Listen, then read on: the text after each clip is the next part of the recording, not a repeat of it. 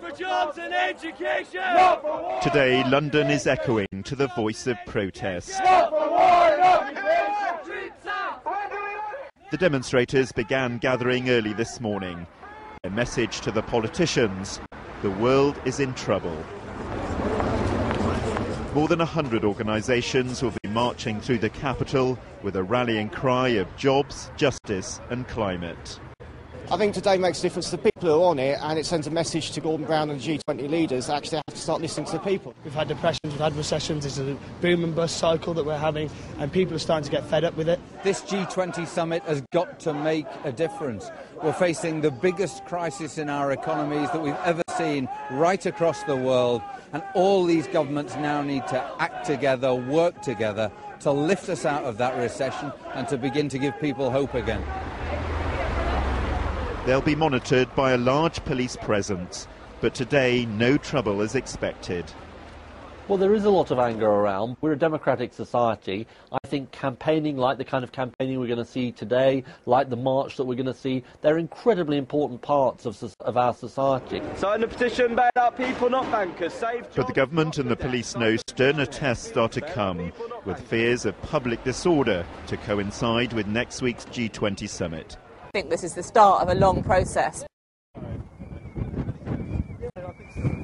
We're still counting the numbers as they come in, but we're hoping for tens of thousands of people that are coming here today to tell the G20 that radical change is needed. The central message today is all about fairness. We're saying that until now, it's the rich who've always been rewarded when things are going well, and poor people who've been punished when there are crises like the one that we're living through right now, and that this isn't fair. And what all the organisations, the 150 organisations that are part of the Put People First coalition want is fairness. Fairness to poor people, fairness to the climate, fairness to workers everywhere. Through history, demonstrations have achieved great things. You know, votes for women, arguably, was achieved through campaigning and demonstrations.